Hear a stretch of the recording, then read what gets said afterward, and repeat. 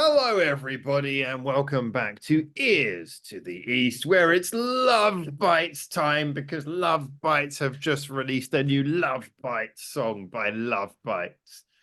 So, who are we talking about today? Lovebites. I think bandmate, right?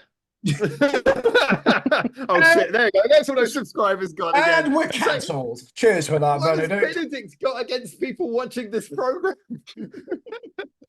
Well, new songs come Love out. Bites, obviously. Shadow Defender. Well, it might not even come out. Soul Defender, wasn't it? Soul Defender, yes. Soul Defender. Sorry, Okay, my right. apologies. Yeah, we've all heard it. What do you guys think? Like, I don't know whether or not this video will come out before the actual song comes out. So we're all very lucky at the minute because we've all heard it before the song will release. So for anybody that's not aware, I know people from the Love Pack have already heard the song as well. But there was a live stream on YouTube where they did their live from home concerts. And there was a very, very special treat at the end of that concert where they released they showed the music video of this song, which is absolutely brilliant.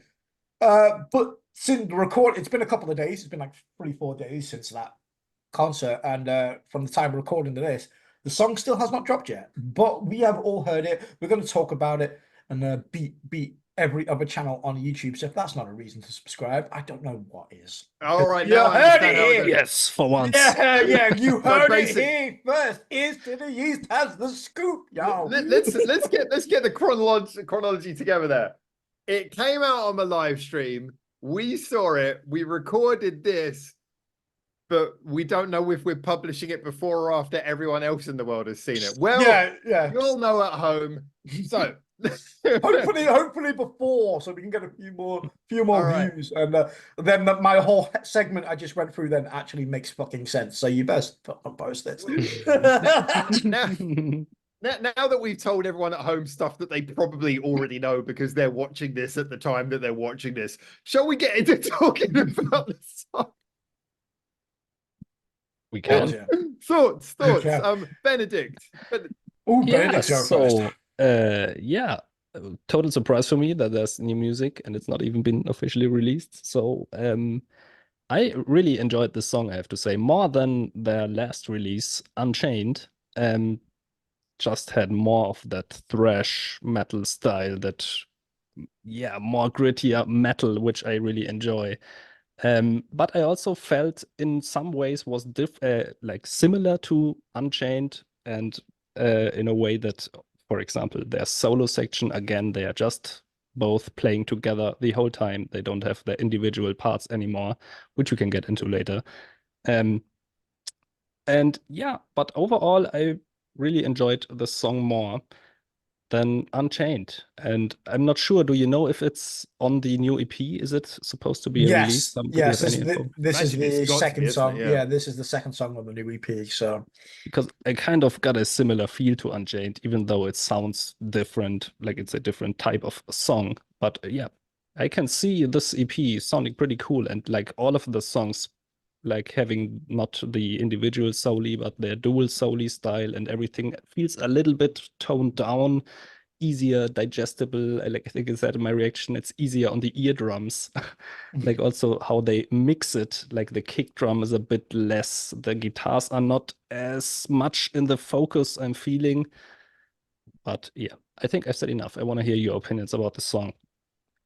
Yeah, I mean, I would say here the first thing that really off the bat is I love the fact that obviously it's Lovebites EP2, so it's not going to be a full-length album, but we've got 2 tracks, which is obviously therefore going to be a fair percentage of the entire release if it's 5 or 6 tracks long. We've got 2 tracks and they're both wildly different. I mean, they are both quintessentially very Lovebites, but they're both like as far on the opposite ends really as you can be of that. I didn't really think about the fact that this is more lightly mixed than previous Lovebites, but I think that might well be true. It's just for me, it was more just the fact that it was so different from Unchained, in the fact that Unchained was obviously supposed to be kind of accessible. It wasn't poppy, but it obviously was like nodding towards certain little 80s vibes and things, and it had a little bit of a fun sort of synthesizer sort of feel to it at points. But for me, like yeah, these 2 songs are so different, and that's what I really liked about it. This one was much more, familiar territory, I'd say, for Lovebites. Both of them obviously were like referencing a bit that first those first few releases, and sort of like referencing their old sound, but they also felt like a progression of that. It felt like them going back and revisiting the sorts of songs they did when they first formed, but also doing that with their more experience and more time as a band. So yeah, I felt this was a wonderful combination of two songs that were very different. Obviously now we got this one, seeing them both as contrast to each other, a little bit of a nod back to their past, whilst also a lot of development into the future.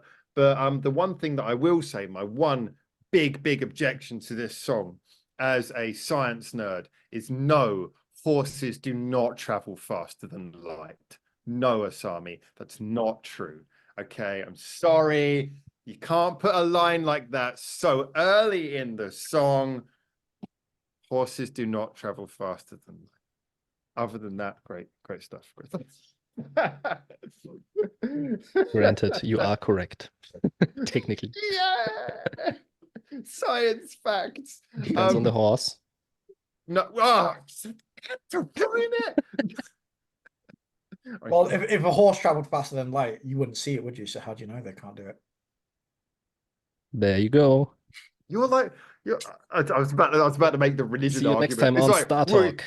It's like, well, you can't prove God doesn't exist. It's like, God damn it. Anyway, all right. So now, let's have the person from the cult of the light speed horses. It's time for Neon. I enjoyed this. What I'm really excited about is actually the variation between Unchained and this one. Like, I never actually thought to compare the two. I can't see the shirt. It's going faster than light. Benedict was shirt interrupting you. I just want that kept on the record. There's not even a horse on it. So, yeah, like Sorry. I like. For me, this EP is exactly what it should be so far. It should be a variety of different genres, a variety of different songs, just like them just doing kind of what they want to. I'm in agreement we use both. Although I don't know. Well, definitely Benedict, because Howard didn't specify. But I definitely enjoyed this song better than Unchained. Okay. So just a quick answer to that. No, I enjoyed Unchained more, but that was mostly because Unchained for me had more original ideas in it. It was like more creative for me. It was slower and poppier. So yeah, we know what you mean. Shut up. Whereas this one, again, it goes back into, I wouldn't say it goes into like full Lovebites territory. This is like, it's still kind of like self-restrained, really thrashy. The pace definitely picks up. Haroon is an absolute beast on this track, by the way. Absolutely love it. Like, but I felt it was harder to hear compared to like the last album, for example. I felt they did some mixture things that I'm not sure. I think with this one, harkening back to what you said about the dual solos as well, and them just playing the same thing. I feel like these songs are meant to be like a variety, but it does really feel like they're kind of like keeping the good stuff for the next album, if that makes sense. It feels like they're doing the stereotypical things. Really? Yeah, because everybody loves Midori Miyako fucking face-off guitar melting solo that's like 2 minutes long. If you're a Lovebites, that's really what's on their mind? I don't know if that's what's on their mind. I don't know. I wouldn't say they've gone out their way to maybe intentionally do it, but it does feel like some of the, like, we know they can do that for like, especially like the verses and choruses, like some songs. And it just I was just wondering if that they will do this for the rest of the songs as well, have that combined solo style, just to give this EP a whole different feel. Yeah. So it might be intentional within the realms of the EP, but it does feel like they're playing, but instead of it dialed up to 11, it's like maybe a 10. I didn't feel like actually it was it totally changed the feel having the solos like that. I felt because I mean this song was still 5 minutes long, but I felt for me it was more a case of the solos still basically sound the same, but it's like a more concise version. And I don't mean that to belittle it or make it sound less. It's like, if anything, it's more punchy in a way that it's like the solos are shorter and faster and everything all at once. This song, along with Unchained, there's a structure to this song. It's very the hook in this song, the sing along. It's very easy to sing along to this song, especially when you got the lyrics on screen for the music video. which Yes. hopefully the people have or haven't seen by now, depending on when this video drops. Like having that, it was just really easy to sing along to on the hook. And I think with the guitar solo, they probably toned it down a little bit to keep that song flowing. And this is what I really love about Lovebites. Like when it needs to be bombastic and like out in your face and melting solos. Fantastic. I love that. They can do that. But at the same time, Midori and Miyako and in effect, all the girls really know when to strip it back to make a song flow really well. And that's what this song did. And this song is just, it flows really well as like a complete experience and a full, it's just a bouncy song that you want to sing along to. And I feel like they did that really well. Even if it's missing maybe that Lovebites brutality a little bit more, or that creative structure for like melt your face off stuff. What did you think about the fact that Haroon? So one of the things I noticed is a lot of the beats, especially in the chorus, she was playing snare on the first beat. So it's like a snare, snare, snare, snare, snare kind of beat. And at first, though, I thought, okay, that's fair enough. I'm not a big fan of those beats being overused, and I've said this sometimes, but here it was good in the intro, and then it changed beat in the verse, but in the chorus, it really gave it a very strong headbang feel, which I thought was almost more powerful than heavy guitars, just having this like blasting snare. I was also mentioning the snare, but also I feel like just compare the snare to the kick drum. I feel just the snare is a lot louder in the song. I feel that's very much intentional. Yeah. So the snare, they kind of shifted like the energy from the double kicks to the snare drum a little bit, like drumming wise, in my opinion. It's got and I think that just makes it feel a little bit easier to listen to, because you don't have that constant. But it's very much got that Metallica Saint Anger focus to it. What's this? That's a horse. Going to speed of light. There you go. Visual proof that horse is doing quick that. AI. That speed. Go faster. But it's definitely got that Metallica Saint Anger vibe to it, where the snare drum is definitely like personified, and like the core structure of this song and the beat. Her snare drum is the beat you follow through this song, I think. I mean, it is a lot of the time. Yeah, it's landing on the first beat of each bar, basically. But I just felt in this case it was very much that this song was, even if the mix might be a bit lighter, it was definitely going for a feel of real sort of raw and almost like a not aggressive, but a real head banging feel. And I agree with to me that kind of Benedict beat makes it a bit more kick. punk. In a way, yeah, that's kind of true. I mean, the kick was lighter, but I don't think the kick was light. I think it was lighter than Lovebites usually have it. So I think in a way it wasn't like there was anything so much missing. It's just that they really focused on like having that slamming sort of snare drum at the beginning of each beat. I think they shifted their mix around a little bit, changing the sound up a little bit, but it's still Lovebites very much. Well, this is the thing. This is the thing with EPs. I've always been a thing that if you're gonna make an EP, then you experiment. You do things you wouldn't do on an album. Or maybe you'd think is too risky or something different. And they've definitely done that already with the first two tracks here. Unchained is definitely a lot different. And as a solo song, I really loved it. And I said this before, if we had like a whole album of songs like Unchained, I would be concerned. I've openly admitted that. But the second song kind of like shows me that Unchained was like a kind of a one-off side thing that they're going to try.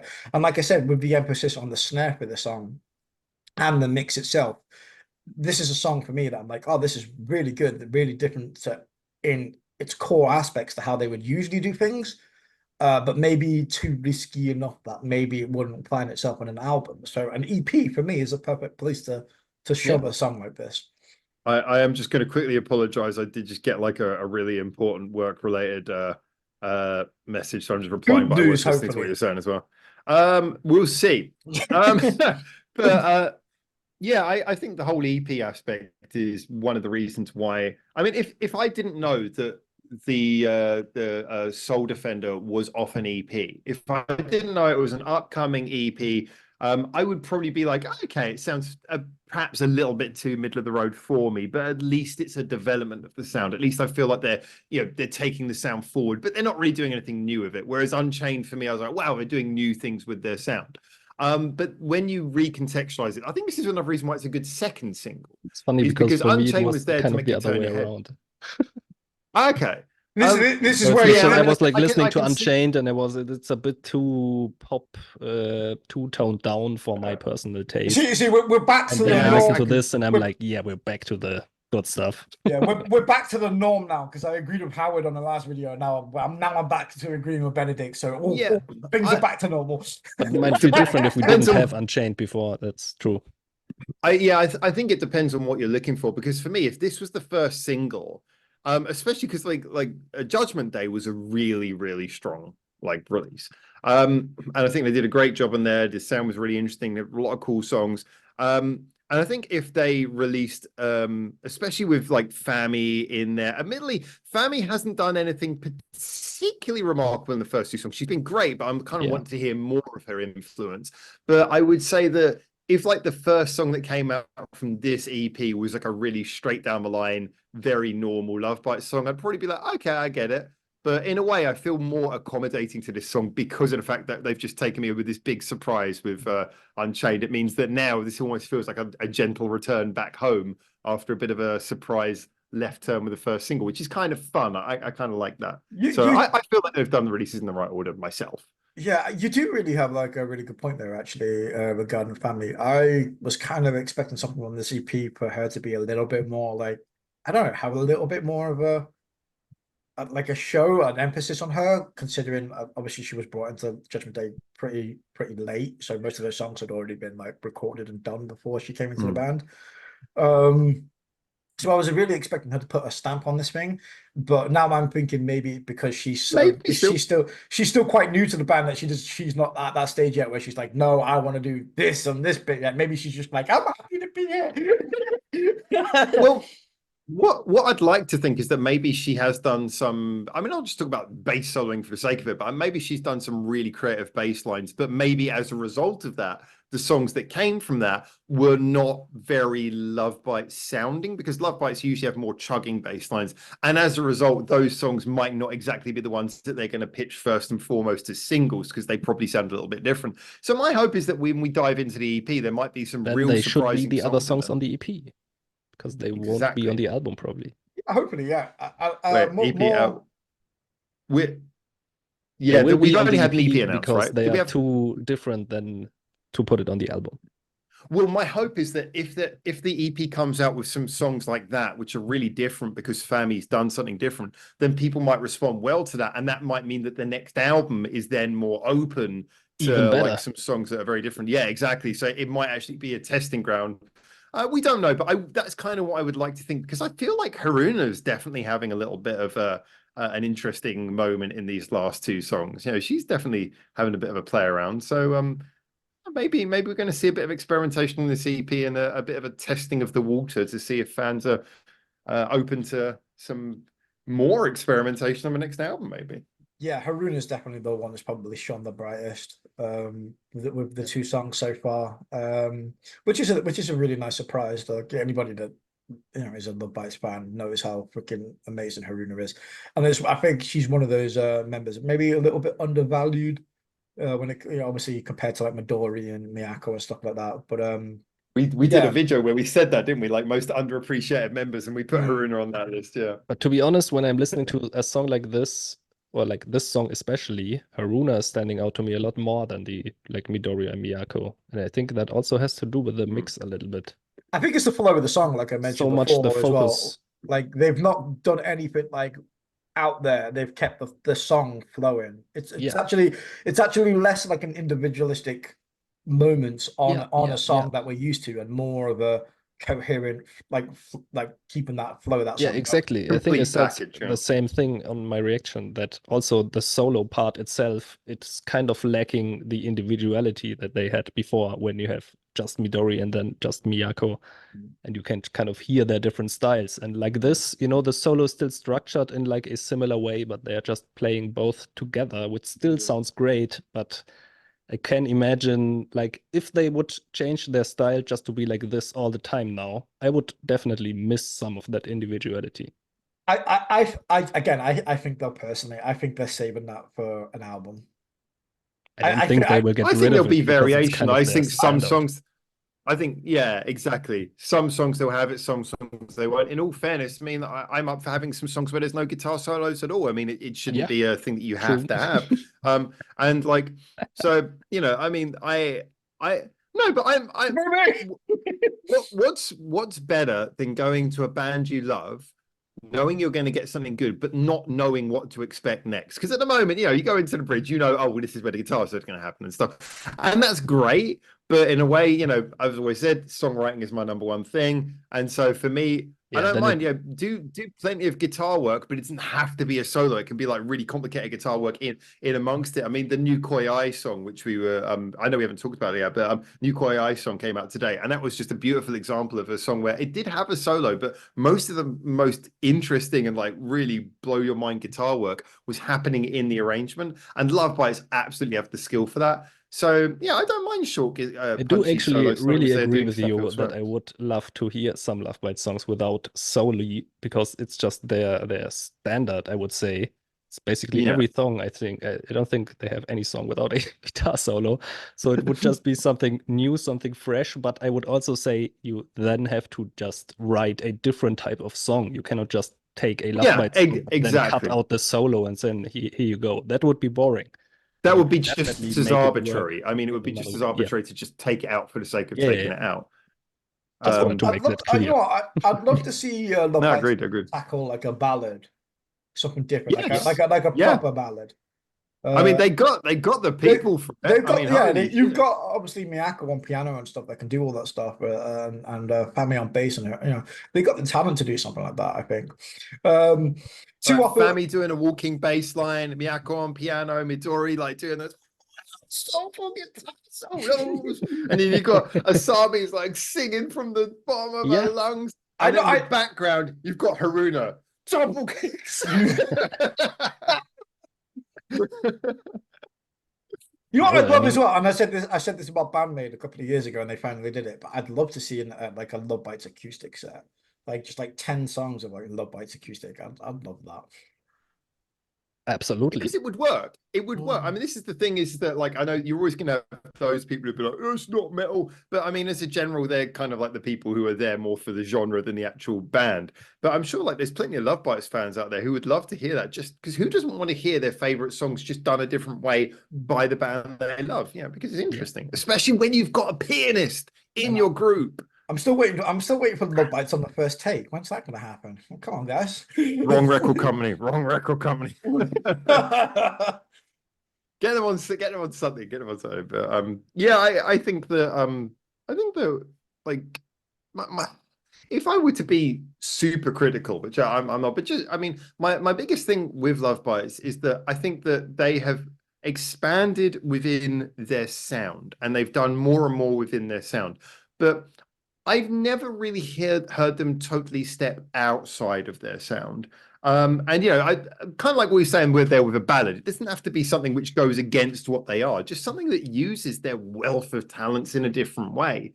I mean, ironically, we talk about the Bandmade thing earlier. I mean, Bandmade definitely have a core sound. You know, there's certain singles they come out and you just I go, was literally yeah, just about to that say, sounds like a Bandmade single. Yeah, that sounds. But then I actually think then for they these got two like songs, there's more variety in these Love Bite songs than they like Bandmade have done recently. yeah, but I mean, my point is well, whether you feel that or not, which I think that would be a justifiable conversation. I mean, the thing is that as well as those core sounds, you know, remember the new album that's coming up, Bandmade have Memorable on that, which is an acoustic ballad. You know, they've done acoustic shows quite recently. They got a lot of these kind of things. And this is nothing that Love Bites couldn't do. And I don't think that it's anything that the fans would have a problem with. So yeah, I would just love to see it because I feel like they can do so much. Let's see them do some more things. As I say with Bandmade, you were doing other things doesn't mean you have to lose your core sound. It's just like it's a fun addition when you do something extra. But when you get back to songs like this with Soul Defender, where it's definitely the core sound, you still feel like you're welcomed home with like, there it is. There it is. You know, that's what we came here for. But I think it's always good to have deviations. Yeah, I think, like I said, I'm half and half on that one. I think Soul Defender's a nice in between. It's like almost their normal sound, but not quite. It's about halfway for me, Soul Defender. Old sound in a new way, in a Yeah. new style. I love how you two metalheads are like, really pinpointing that one. Love the precision with which you judge the heaviness. It's like, well, my head banging was about an 8, but I didn't It sprain was any only muscles. 25 degrees and not Oh, 7. So I don't know. That's the most slightly damning review I've back. heard of this song yet. I mean, We yeah. need to get the elevation and the latitude just right on the headbang, and that's when you know. Do you like train at home and someone holds like a little like sheet of glass, like the right number of degrees in front of your head so you can get the exact degrees of headbang right? No. When you're a proper metalhead like me and Benedict, you just know, mate. It's just ingrained in your soul.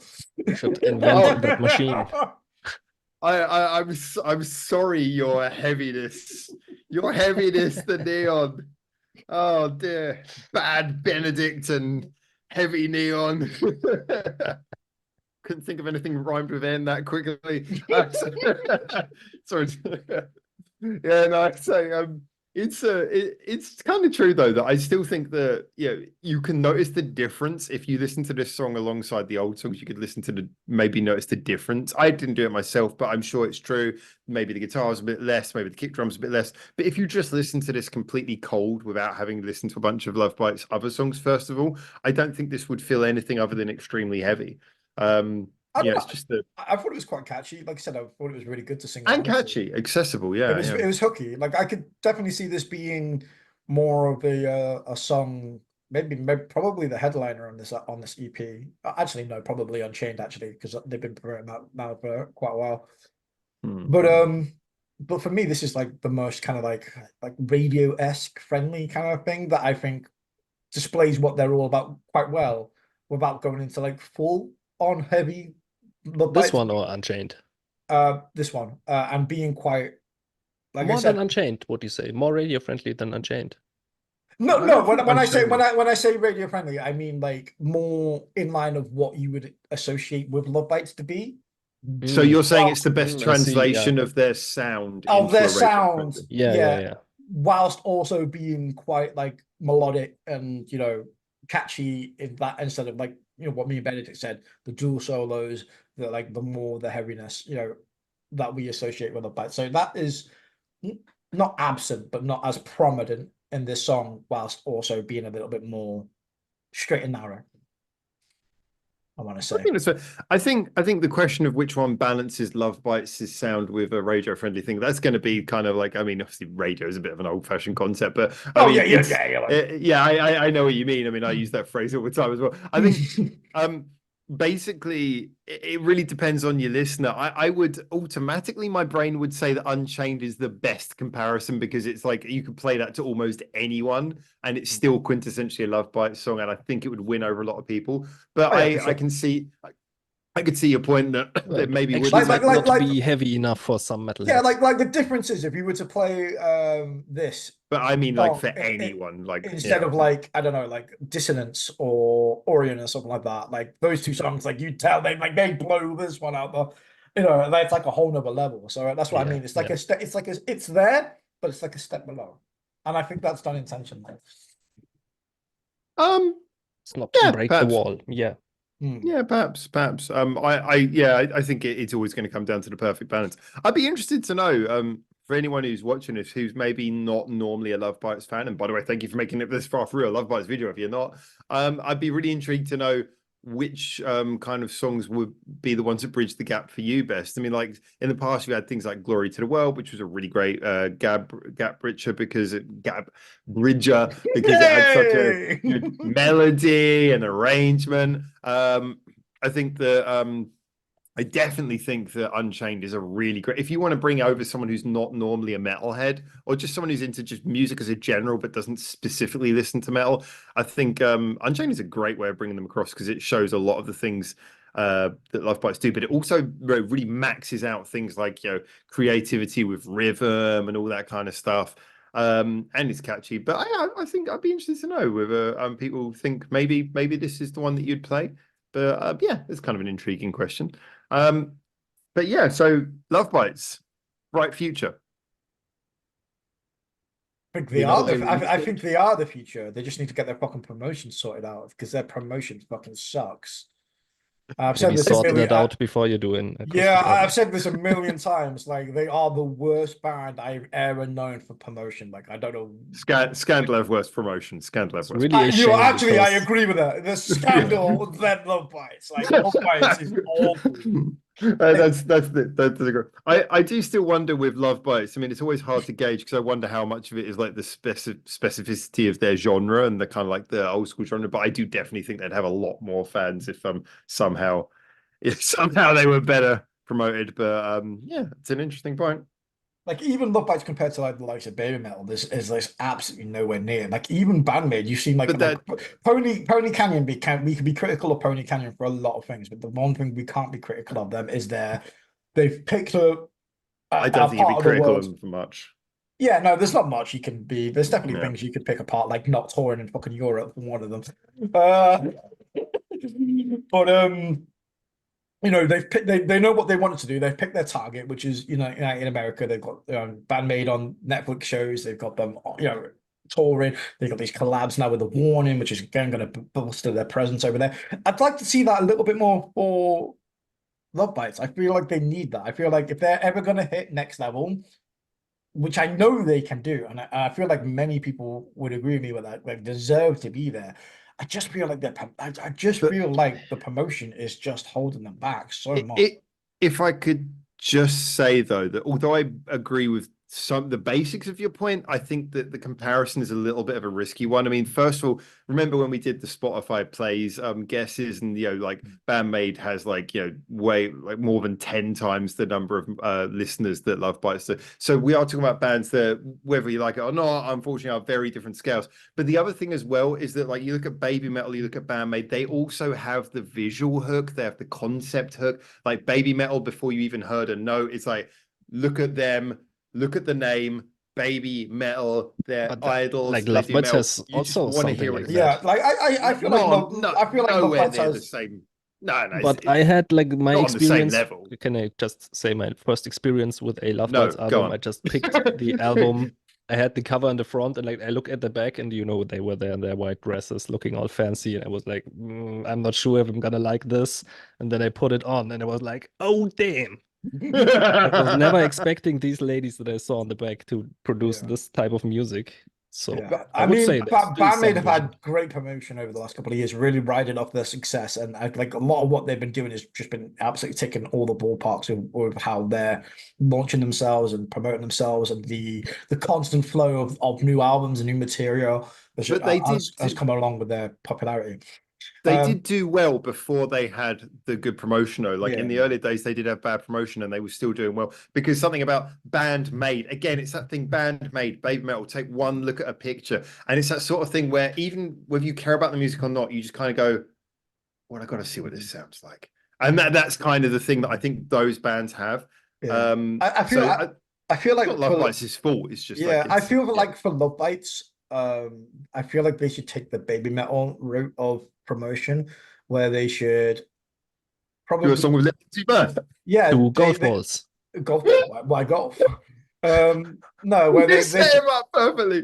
they should do a Have to collaboration put with it in. somebody, and they should really be pushing festivals like Wacken, Yeah, that's true. Download. Like these are Yeah. all the places like they really need to be. It's okay going to like one festival in Spain and then like going back to Japan, but if you Yeah, people would really love it because they are an awesome live band. yeah, exactly. Yeah, I So like agree. I this is think where they they could. really need to get pushed, and it's just it's disheartening for me as a Lovebites fan, just not seeing them be pushed as much as I know they could be.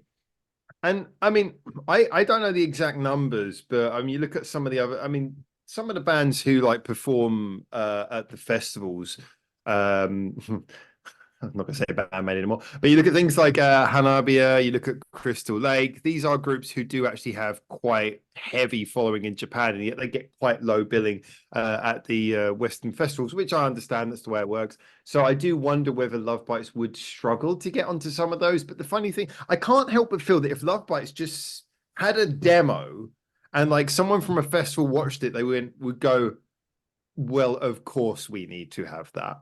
I mean, yeah, try not to be biased here. It's just like, look at it. It's like Japanese women in dresses playing extremely hard rocking metal, the kind of stuff that, you know, let's be honest, especially in Europe, there's plenty of European metalers who would cream themselves for that kind of sound. It's like, yeah, why? Yeah, I can't imagine I feel any targeted. metal festival who wouldn't. Well, Yeah. clean your trousers then. Joke's on you, I'm not wearing any. Yeah! Clean your chair then. Can I ask you, how is it the other way around? How's the perception of like Western bands in Japan on festivals? I know you didn't join Polyphia, so you cannot tell me about that. Hey, I saw Bill Murray and I Yeah. saw How was it then? well, I don't know if that's necessarily the best specific example, and we only got 2 minutes and 20 seconds on free version of Zoom. But just to cover that, Just in thank general. you. Yeah, so like you go into most record stores here, you have like the section for Japanese music, and then you have the rock and pop section, which is basically Western music. And obviously you have like jazz and classical separately. And those sections are usually equal in size. And I tend to find that most people in Japan, they primarily listen to Japanese music, but it's not much of a sway. There's a lot of people who listen to Western music. I tend to find what you find is people who are really into music, and this sounds really bad, majority listen to Japanese music. People who are more casual, just pop music in the background, will listen to Western music. But most people grow up with Japanese music. So as a result, kind of like everyone has some Japanese music they like. If they go to karaoke, I think it's which like that everyone in every does. country, right? Yeah, I mean, but if they go to like karaoke, which is obviously more of a culture Yeah. thing here than in most countries, they're obviously more likely to sing the Japanese songs anyway. Yeah. So they stay in their heart, even if they're the sort of person who just casually is more into Western music. So there's a general share for it. But yeah, I think if people are after like serious bands who they're really into, probably going to be checking out their countrymen more often in the same way that I came over. That's actually so weird because like Not exclusively, I should say. Not exclusively. I often associate Japan like with like the place like pop stars go to retire because like once That happens too.